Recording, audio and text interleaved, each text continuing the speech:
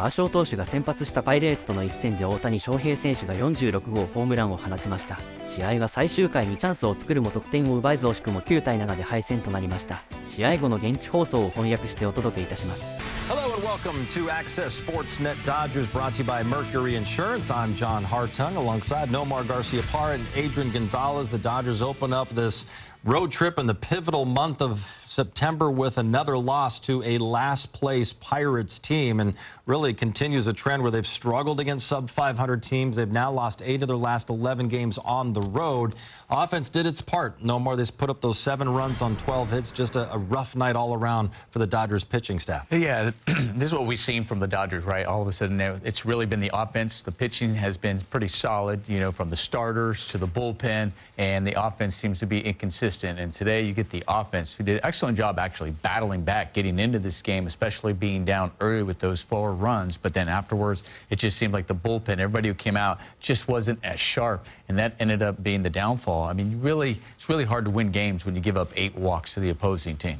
Yeah, scoring 7 runs is you know, all you can ask for from the offense. But yeah, the pitching staff today was just, and really nobody came out and just felt like they were on their A game. And none of the pitchers that were pitching, they all had either command issues or they, you know, were leaving pitches right over the middle of the plate that the Pirates hitters were able to take advantage. And you know, they were also able to hit some balls that the outfielders weren't able to get to the balls. And you know, overall, it was just very not great defensive side of the game for the Dodgers, on the pitching side or on the defensive side. Well, and it was kind of shocking in a way, because Clayton Kershaw was perfect 5-0 in August. Here he is in his first start in the month of September. And Nomar, his night started in the first inning. Double, walk, walk, double, single, the first 5 hitters. Yeah, really uncharacteristic is the base on balls, and I'm sure that's what he'll tell you the most frustrating thing. I mean, he had 4 base on balls throughout the night, and that is more. He had more walks tonight than he did for the entire month of August. And we know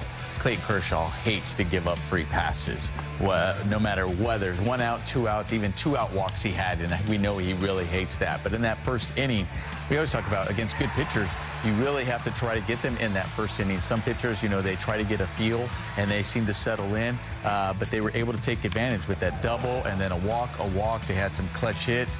They had some hits right back at him as well. So they just kept, you know, fighting against Clayton Kershaw in that first inning as he was trying to feel it. And kudos to Kershaw, though. After that first inning, though, he did settle in and give his team a chance to get back into this game. Yeah, he sure did settle in. You know, the game really started with that 0-2 pitch to the first hitter, to the leadoff hitter, that ended up being a slider that went down the middle of the plate, and the outfielder or the leadoff hitter hit it in left center corner there for a ground rule double. It kind of seemed to start that, you know, just struggle with his command. He wasn't able to throw the slider in the place where he wanted to, 0-2, and then the next hitter, his command was off, and then it just went on from there. So, you know, just one of those things. Probably wasn't feeling the ball in that humidity. It's pretty fascinating when you think about there were 10 base runners that had 2 strikes on them for the Pirates. You know, they ended up, and that when you do, that's another thing where it's not just one pitcher, but collectively they weren't able to put some of these guys away, which they've been doing well all season long, putting guys away when they're getting that situation. Today they couldn't do it, and that's what really cost them. Yeah, 6 of the 8 hits for the Pirates came with 2 strikes in the count, and also 5 of the 8 walks they cashed in 2 runs. Meanwhile, we talked about the offense, Adrian. They kept battling in this game for the Dodgers. They erased that 4-0 deficit early. Pirates go up 7-4. Dodgers immediately answer to make it 7-6. They just kept on battling. It just wasn't enough. Yeah, you know, the offense did a great job. I will say that there were some opportunities there that we could have really capitalized and really gotten to the tie game scenario, but we weren't able to get that extra hit so we can tie that game in that certain moment of the game. We had runners on base multiple times to that one hit would have tied the game, and that hit did not come through. So did a great job of battling back, but weren't able to battle back all the way, you know, to tie the game and really change the momentum. In the 9th inning, you know, you had 3 at-bats, runners in scoring position. So they were 2 for 10, but still 2 for 7 at that point prior to that 9th inning. So they had some opportunities throughout the game to get on. I think when you look at that 2nd inning, when they had the bases loaded and nobody out, you know, you always see pitchers say, okay, I'm in this situation. If I can get out of this inning with just giving up a 1 run, that's a win. And that's exactly what the Pirates did. We thought, okay, maybe here's an opportunity to really tack on runs. even though the Dodgers offense still managed to tie this game, it was 4-4, and then they were battling to go out there to say, okay, give us some time to try to get back into this game and potentially take the lead. You know, it didn't happen, and it was really, from an offensive side, it seemed like they were battling uphill the entire game, but they still managed to score 7, and you got to take that. Yeah, the Pirates in the bottom of the first inning loaded the bases with nobody out. They wound up scoring 4 runs. Dodgers had bases loaded an inning later, and nobody out. They were only able to score the 1 run. The outfield defense, Nomar, we've talked a lot about it. And these are all tough plays, but, you know, it's that fine line between winning and losing games. Dodgers couldn't make the plays on these close ones. Yeah, you know, you see Teo, he's going all out, trying to make that sliding play. Couldn't come up with it. And then you see the one over there in left center. That one's tough because you're trying to read that going, okay, it's the difference going, am I laying out or making sure that somebody's behind you to get that ball? It's in between there. That was just a line drive. This one just out of reach for Pages. We've seen Conforto, he dove for one that was just out of reach and he kept it in front. So there were some that they were the effort was there, it just weren't able to come up with it. Yeah, it's just, you know, they gave it their best. And, you know, a couple of the routes could have been a little bit better. I don't know if it would have made a difference. It's just, you know, one of those where the Pirates were, when they hit the ball, they were in the right spot in between outfielders. Sometimes, you know, that's the type of game that you're into, especially if the pitchers are not executing the pitches exactly.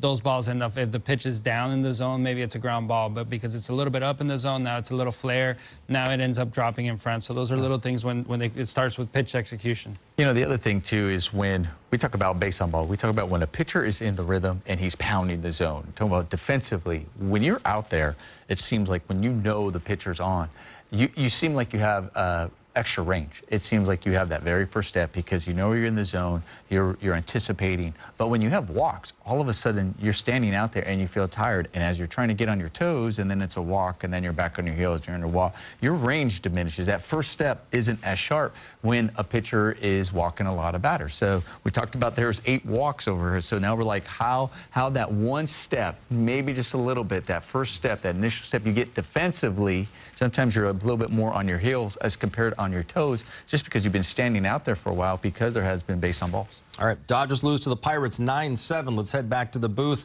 Check in one final time with Steven Nelson and Oral Hershiser. Well, I'll use a word that you mentioned on the broadcast, maddening. The Dodgers lose an 11th game in the last 16 games against losing teams. And once again, you have that feeling that they gave one away because they gave the Pirates way too many free bases, 8 walks, more walks than strikeouts, a wild pitch, stolen base, and ultimately, despite out-hitting them and out-homering them, they lose. This is an odd example, but it's like going to a good restaurant and getting bad food. You know, we really thought this was the right equation. To come to Pittsburgh, the Dodgers with their resume, Clayton Kershaw on the mound, who was 5-0 with a 1.88 in August, and all of a sudden he has a rough first inning, and he will tell you it was the walks. Yes, there was some tough defense behind him, but it was the walks. Love the way Clayton responded to that inning and set him up for a possible win. Love the way the offense performed with 11 hits and 2 home runs.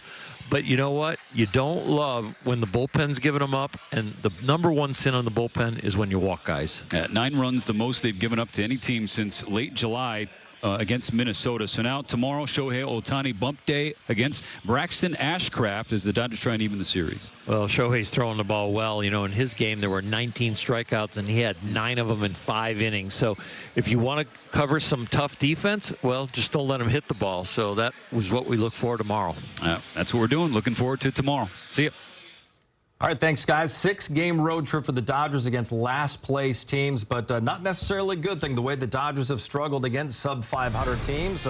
On this Tuesday night at PNC Park, it started rough for Clayton Kershaw. Nomar, this 0-2 pitch to Jared Triolo to left center. Yeah, I mean, you know, you ask Clayton Kershaw, this is where he's going to get on himself and be frustrated, like, oh, 0-2, which is great because he's getting ahead. We know he's going to get ahead. That's what it's all about. But he's probably going early on that first inning, trying to find that pitch to really put guys away, and he just couldn't seem to find that. That one, you know, was just a ball that was just out of reach of Teoscar Hernandez. Whether he probably could have maybe had, it's hard to tell whether that first step, what he did on that first step on that one. But misses that, and a couple of runs score after that. Now you're just trying to battle and trying to protect yourself as well.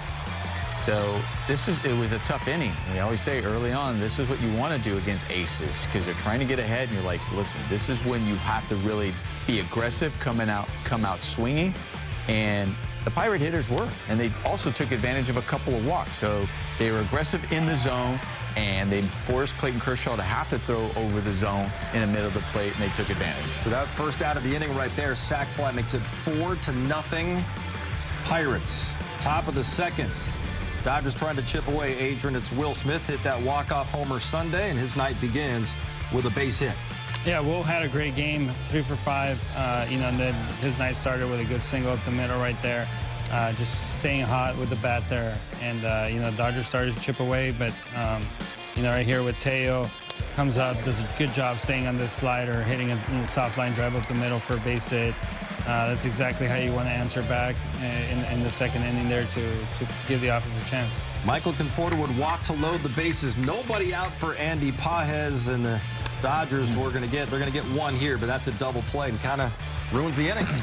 Yeah, I think Andy Pages actually was a good location where you want the ball. It was a breaking ball. It was up. Usually you're looking up because at least at the very least try to get a sacrifice fly. He just ends up getting too much on top of that ball and hitting into the ground. Shohei Ohtani, 120 miles an hour off the bat, Adrian. I mean, that is an absolute rocket. Everybody's looking at the exit velo right there. Amazed at the exit velo and the speed of that ball. That ball got out of there in a hurry, 120 miles an hour. That's going to hurt somebody. Yeah, exactly. It's his 100th home run as a Dodger. And they're not done later. 1 on, 2 outs for Will Smith. Another great swing by Will Smith. The at bat before when he got a single up the middle, I think it was like 11 pitches where he was just battling and ended up getting the single. That staying inside, also another great swing. Back-to-back good swings. Will Smith and Teo staying inside the ball, going the other way are good signs. The Dodgers right back in this game. It's 4-3 in the third. Back to Kershaw on the mound, facing Andrew McCutchen. And Adrian, you talked about how he really settled down after that first inning. Yeah, he did a good job after that first inning. It was all about just finding himself. And once he got past that first inning, he really found his release point, found what he wanted to do, and started really executing pitches. And we know that when a pitcher's executing like that curveball right there, that's how you need to do to get the outs. And did a great job after that first inning for sure. Top of the fourth, no more Andy Pages. Hit into a double play in his first at-bat. Here, he ties the game with one swing. You kind of atone for that one, because I know he was frustrated with himself, like got bases loaded, nobody out, and get into that double play. And then he puts on a beautiful swing right here. Great job by Andy Pages. I mean, this ball is down, and he stays on it and drives it to left center. Great swing. So it's 4-4 back to Kersh in the bottom of the fourth. It's a ground ball to Mookie. Easy out, and then 2 down. Kershaw's going to get another strikeout. It's another 1-2-3 inning. You love those pitches right there. Down sliders, exactly where he wanted them. Both end up with outs. It's exactly what you want to do right there. Bottom 5, he's still out there facing Triolo. Serving up another ground ball. Really good location with that breaking ball. It looked like Triolo, that swing was almost like a protection swing. Speaking of protection, save yourself there, Kershaw, and he did. One thing Kershaw's always been able to do is field his position. Close call, but yeah, the ball finds his glove, and Kersh is through 5 innings. Nothing over the final 4 frames for him. Bottom 6, though, Edgardo Enriquez walked the first 2 batters he faced. They get 1 at second. That's the only play. I'll tell you what, that was actually a good route the way O'Neal Cruz was running to second base to kind of block the throw by Mookie Betts. 102-mile-an-hour fastball and an 0-2 pitch that Henry Davis hit 160-something. Lines for the go-ahead single. We talk about the pitcher's inability to put away at bats right there. 2 strikes, and then again, training comes in, 1-2 pitch, right down the middle again. I mean, you keep getting big league hitters 2-strike pitches over the plate. With 2 strikes, everybody's ready to swing.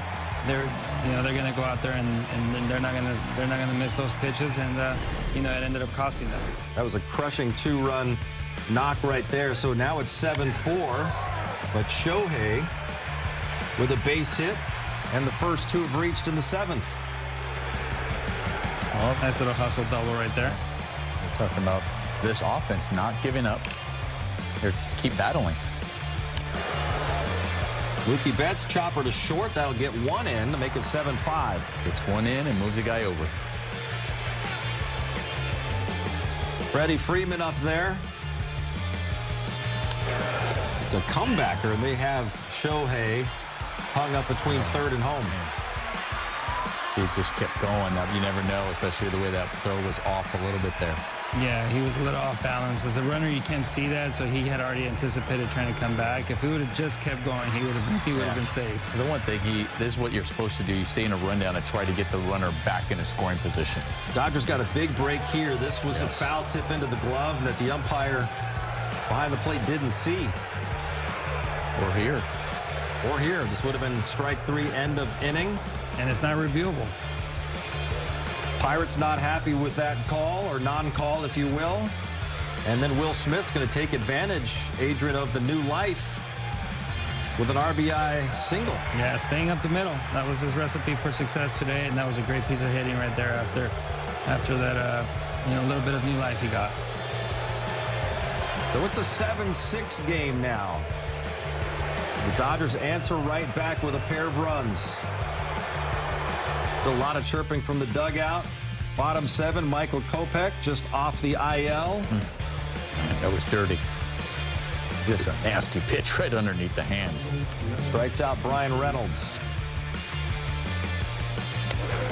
Tommy Pham, and they're the 0-2 hit. This was after a walk. Michael Kopech comes out. The 2-on, Anthony Bonda. This is a big wild pitch right here, too. Yeah, that allowed the runners to get out of double play scenario. No force outs anymore. Both runners in scoring position. Because of the wild pitch, this ground ball is going to get in a run. It does. I mean, even with the infield in, the way the ball was hit, Mookie looked at home. That would have really been tough to go home to try to get that out, so he made sure one. So it's 8-6. Kirby Yates pitching. Andy Paez cannot come up with a Nick Gonzalez shot to center. It's at 9-6. Another one of those plays that it's in his so glove. Close. It was in his glove, and it just came out as his elbow hit the ground. And the ground can cause a fumble in baseball. Proved to be a big extra run because in the top of the ninth, Dennis Santana comes in. Miguel Rojas, 4-pitch walk. And then Shohei Ohtani follows with a long double to center field. Yeah, as this game was going along, you were hoping that the bullpen would be able to put up zeros because it felt like the offense was like, okay, just keep giving us a chance. We're going to be okay. We can score some more runs. Seemed like they had confidence that you keep it at one run, like they can get that back pretty easily. Sure did. Great swing by Shohei right there. At night, that place plays really deep right there, that part of the ballpark, and that ball was struck really, really well. So 9-7, still nobody out. Mookie representing the tying run. He just missed that. Yep. He was out for his timing off just a hair. Good swing, though. First out for the Dodgers in the inning. Still two more chances. Freddie Freeman up there. Another good swing right there. Just jammed, got in on him a little bit, just got jammed and wasn't able to carry over the center fielder's head. Will Smith hits it well, but it's going to be caught just in front of the wall. 3 good swings there in the ninth, just all ended up being outs. Baseball. Dodgers lose. 9-7 is the final. They're now 78-60 on the season. Eduardo Enriquez is tagged with his first loss of the year. Clayton Kershaw gave up 4 runs and 4 walks in his 5 innings. Will Smith goes 3 for 5. Drove in a run. Shohei went 3 for 5, 2 doubles, his 46th home run, and a couple of runs batted in.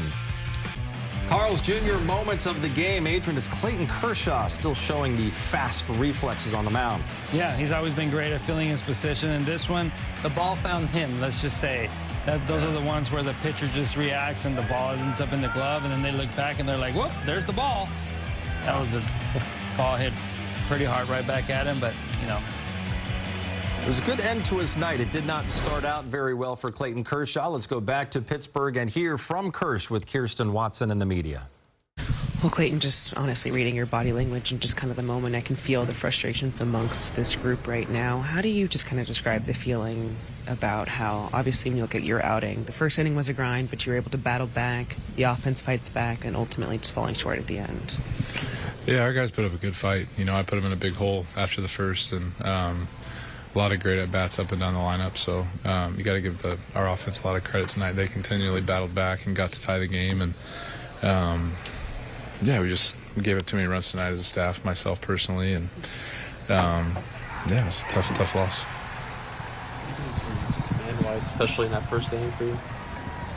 Just wasn't throwing good. I'm not sure what, but yeah, can't walk that many guys, obviously, and you know, fortunate to get through 5, but you know, obviously the first inning is kind of what did me in. So.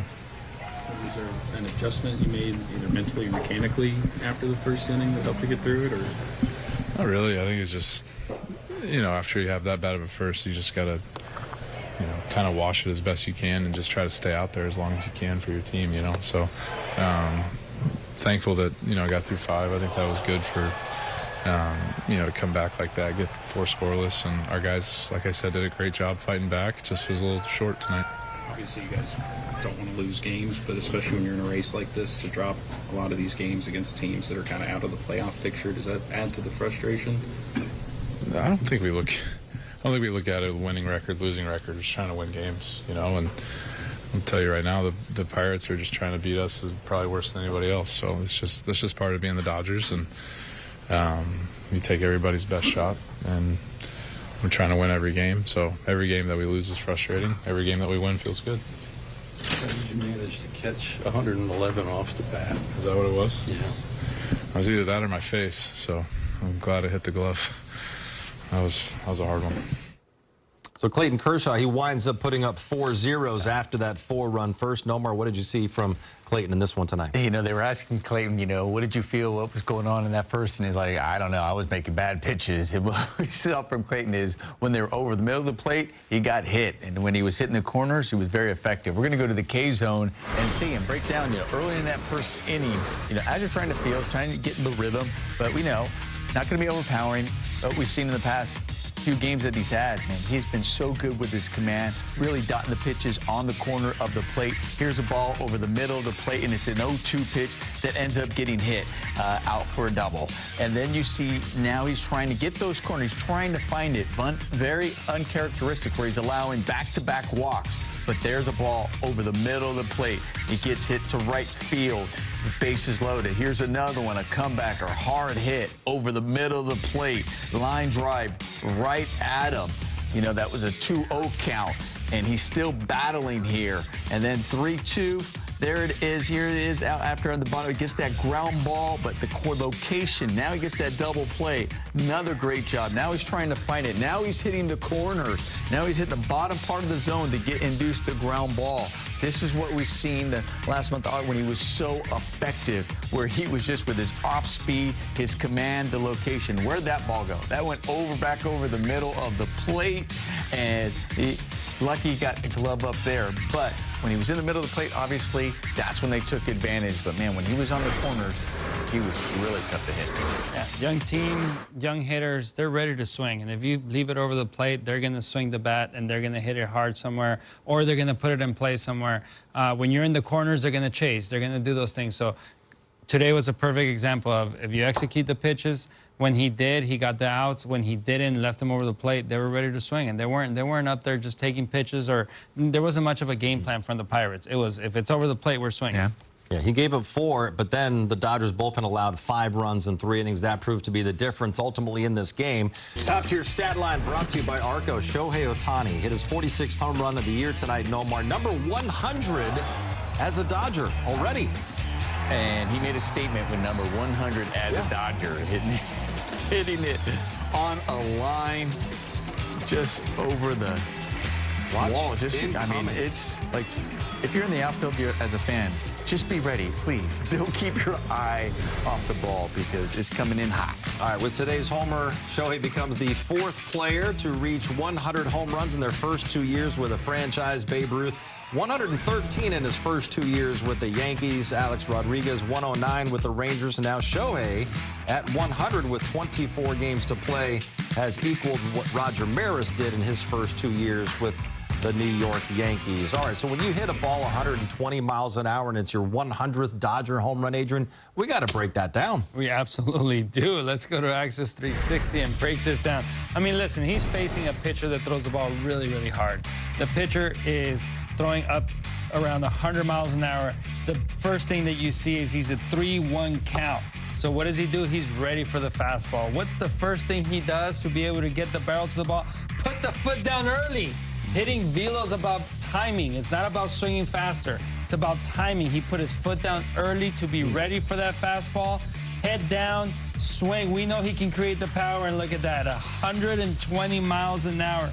Hardest hit ball of his career. Yeah. We've seen him hit some moonshots, and that was the hardest hit ball of his career.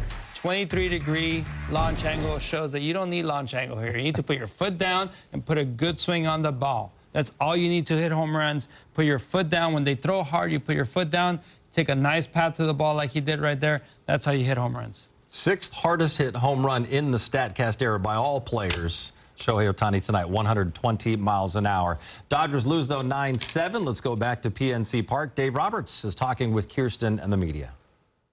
Well, Dave, when you look at this game, obviously we saw with Clayton Kershaw how, yes, that first inning, he obviously got into some trouble, but was able to kind of settle in after that. The offense found different ways to battle back in this one. But when you look at just kind of where things went wrong, I guess, what do you point to in this game today?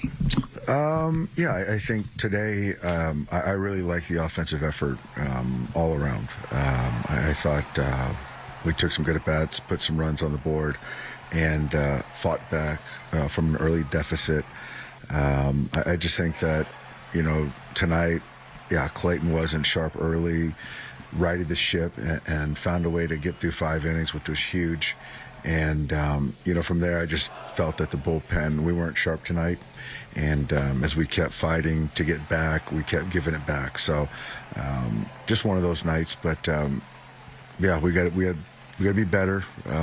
There were some key at-bats, whether by way of walk or getting count leverage, that we couldn't put these guys away, which led to some runs. And, you know, we just, unfortunately, we couldn't overcome it. How difficult is it to manage a bullpen when you don't know what you're going to get from one day to the next? It's tough. It's tough. I think for me, it's, you know, you're just trying to find dependable players. And I think that's kind of where we're at. And, you know, so just each day I'm learning more. We're learning more about, you know, the guys, and they're learning more, probably more important about themselves. And so these are all meaningful games on the margins. Everything matters. And, you know, there's a lot of things that you can look at tonight on the run prevention side that we just weren't good at. And so, you know, as you start playing important games, and these are important games, then they all, you know, they show themselves. They always find a way to show themselves. So that's something that we just got to continue to be mindful of and get better. We've got to keep getting better. One of those things, the double that fell in right field in the first inning. No, that was something that I felt just looking at it. I thought Teo got a good jump on the ball. Pham dumped it in there. He gave a good effort, didn't come up with it. So for me, you know, if I see a good jump, getting off the ball, good effort, I've got no problem with it. I really don't. There's other things that we didn't do for me that I think we could have controlled, but for me, I got no problem with that. You were talking about pregame with more guys coming back in the lineup, kind of raising the urgency level for guys. Does it kind of, you hope, apply to the bullpen too, as you start getting guys back and hoping that some of these guys kind of rise to the top? Yeah, absolutely. You know, absolutely. That's applicable to everyone. And, you know, coming into innings and starting innings and getting the first hitter out, or just different things that I don't really want to go into, but it applies to all players. Because, yeah, we got some guys coming back, and guys get opportunities, and you got to have guys that you trust. And you like them all, but, you know, as we get, you know, to kind of, you know, into September, where all these games certainly matter, you got to have guys that you trust. All the games matter. Is it more frustrating to lose to last place teams? No. I think for me, they're all equal now. So, we got to find a way to win tomorrow, regardless of, who's pitching, finding a way to win. But it doesn't matter really who we're playing. Really impressive. To see him hit a fastball like that, pull it to right field and hit it as hard as he did. Today was a really good day for Shohei at the bat. Even that last at bat, the double to center field, the double to left center field earlier, I thought he really swung the bat really well. What does 120 mile an hour off the bat sound like up close? It's loud, and I didn't appreciate how hard it was off the bat, but it got out pretty quick. It was for most guys it's a single, but for him it's a homer. That was his 100th home run as a Dodger in his second season. Yeah, he's I don't know many guys that have done that, if any, as a Dodger, so pretty remarkable. He's hitting more fastball over 98 miles this year. Do you think what's the key, like what he does in the cage is working in outside? Yeah, he works on hitting velocity a lot. He's got a little machine that he works on.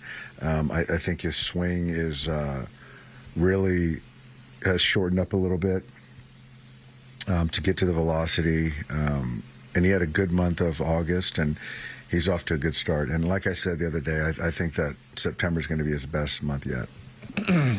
Yeah, we hear Dave Roberts, the frustration tonight, talking about the bullpen, saying that it was tough, Nomar, because he's trying to find dependable guys coming out of that bullpen. He has everybody back with Michael Kopech coming off the IL. So it's an unusual spot for him to be in, where he's still searching for guys that he feels like he can trust coming out of that pen. Well, we were talking about it before in the pregame show. You got guys coming off the IL. We're like, are they getting healthy at the right time? And we're saying, yeah, it's great that guys are getting healthy. We see them coming off the IL. We know what the back of their baseball card looks like, but have they been performing the way the back of their baseball card? And this year, they haven't been, and I think that's what's also been really tough. And we heard him say dependable because he's going, guys that you normally are dependable aren't able to be consistent this season, are having a tough time finding it. Sometimes they show like there it is, like they found that rhythm, and then all of a sudden it's gone. And it's really difficult as a manager to go, okay, who am I going to go to in certain situations? And I say this all the time too. Also, when you don't have a closer, that's why the closer is so valuable, because it could help a bullpen when they go through ups and downs. Because listen, pitchers, just like hitters, we all go through our ups and downs. Hitters, you're like, yeah, you're going to have those slumps. Pitchers can go through it. Hopefully, I think bullpen guys are magnified more because of the leverage and the situation they are in. So hopefully they have more ups and downs, but they're going to occasionally have downs. But they're still guys okay, more often than not, I'm going to depend on. They haven't had that. And especially if you have that ninth inning already taken care of, and now you can kind of play with guys based on how the starter does and how to get those middle innings and try to put up those zeros. He's having a tough time because he's got to think of the entire game and how that plays out. And then all of a sudden, if a guy struggles, now when you bring another piece, the domino effect is really making it even more difficult. Yeah, I mean, you took my thought out of you said exactly what I was thinking. Call me old school. I really feel like a bullpen should be structured in the point where you have your closer, you have your eighth inning right-handed arm, your eighth inning or seventh, eighth inning left-handed leverage arm. That way the bullpen guys have their routine. They understand where they're going to come in, when they're going to come in. And sometimes when you have a Blake Treinen come in the sixth inning, or somebody else come in a different situation that they're not used to, sometimes, in my opinion, this is me being a little old school, is that it just kind of throws things out of sync a little bit. And, it makes it, my opinion, again, it makes it hard for these guys to be ready to go. I know this in this day and age, they're always ready to go at any time. but there is something to a routine. We're such a creatures of routines, and knowing, you know, when you take that shower, when you eat your lunch, when you get ready to go to the bullpen, all those things are so important. We always talk about routines, and we always talk about how you prepare in the game of baseball. And so for me, those things are super important. So, you know, I'm not saying that there was failure today because, you know, of anything, any different those things, but I would like to see a routine heading into October so that guys know what their role is. When to drink that Red Bull so they know when. Exactly. From Mookie Betts with the media. Mookie, when you just look at this game today, obviously you saw the offense find ways to battle back. Are these types of losses just to teams, of course, out of the playoffs, but just are these types of losses starting to build up amongst you guys and starting to feel that frustration? I mean, I don't know. I'm not even really nothing we can do about it. I mean, obviously we didn't play well. We all know that. Don't have to necessarily have a team come to Jesus about it, but we just got to figure out ways to win games. I mean, there's no like secret formula or anything. It doesn't matter if the team's below 500 or above 500. Especially times right now, we just have to find ways to win games, and we're not doing it. Has it been surprising to you that you guys kind of keep hitting these lulls where you'll have a good week and then kind of drop some of these games that are frustrating? Kind of how do you put your finger on kind of why that keeps happening? No, because if we knew, we wouldn't be in this situation. So, you know, there's no. We don't know what's going to happen tomorrow. So, I mean, we can't control what's going to happen tomorrow. And you just never know. We just can only control our effort and our attitude, and we show up every day ready to play. We work. We do everything we can. We're just not putting it together. His 120-mile-an-hour home run look like from on deck? I mean, at this point, there's not much more he can do that can amaze me. So, I mean, it's just another homer for Shohei. The season and the division race being what it is just the calendar kind of adding an extra layer of urgency? Yes and no. I mean, obviously you're getting down to the end of the season and you need to be playing well and winning games, but also you just can't add extra pressure. You know, you can't add extra pressure. There's already enough as it is, and so and there's nothing really we can do about it. The only thing we can do is show up and play. You know, that's the only thing that we need to focus on is preparing. If we're losing games like this, then we have to find another way to prepare. And then after that, I mean, we can just go play. For you personally, do you feel like you're starting to kind of catch your stride just offensively with the results that you've just been getting as of late? I mean, got a couple hits, but I mean, you know, it kind of is what it is. I don't really care about it. You know, it kind of, you know, I'm not trying to salvage anything. I'm not trying to do anything of that nature. I'm just playing to win the game, and whether I get hits or whether I don't, that's not the point. We just got to win. Couple hits tonight for Mookie Betts, including an RBI, and we had talked a lot about Will Smith's struggles for most of the month of August, Adrian. Then he hits the pinch hit walk-off home run on Sunday to finish off the month. He followed that up tonight with a 3-hit game, swung the bat really well. He sure did. Sometimes it just takes, you know, one swing to make you get back into that hitterish mood, right, to that confidence. We talk about confidence is so important when you're hitting, just knowing that you can go out there and just swing at the pitch with authority, not hesitant, and you're just ready to go. And you can see by these swings here, everything's up the middle. There is no pulling off the ball. There is no staying close or the swing staying too long. Those are nice short swings, foot down, inside the baseball, up the middle. That's exactly what you want to see. That's what we saw out of the home run. He put his foot down, hands inside the baseball, home run to left. So just continue that swing. I mean, the point you bet, short. When we see short, people are like, I think oftentimes like, what do you mean short? Like, no, short to the ball, stays on top, quick hands, all three of those, especially the way he hit 100 going the other way right over second base. Yeah. Beautiful.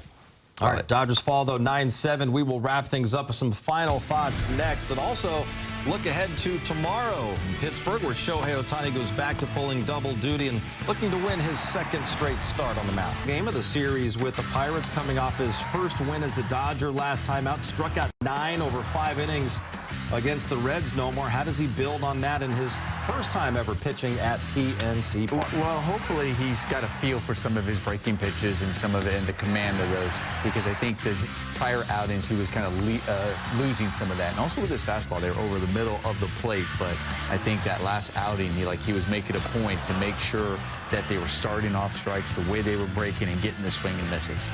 Yeah, it's all about just execution. We saw it today. If he executes his pitches, he's a dominant pitcher. If he executes his pitches, the Pirate hitters are not going to be able to take advantage. It's just about strikes and not giving up walks. Well, I'd said it after the first 2 losses to the Diamondbacks. Nomar, it's a tough team to figure out, this Dodger team this year. No, you're exactly right. And I think we're all scratching our heads, as fans watching them and going, man, they play really well against the tough teams and then struggle against those who are struggling this year. Yeah. Dodgers fall in the series opener to the Pirates. They'll try to get back even in the series on Wednesday. For Nomar, Adrian, and Kirsten, I'm John. Thanks for watching. Pregame tomorrow, 2:30. 今日放ったホームランの打球速度は時速193キロと自己最速のあたりで、えげつなかったですね。3安打と久々の猛打賞でしたが、チームは勝ちきれず悔しい敗戦でした。明日は大谷選手の先発が予定されていますので、前回同様の素晴らしい投球を見せぜひ勝ちきってほしいですね。それでは次回の動画でお会いしましょう。さようなら。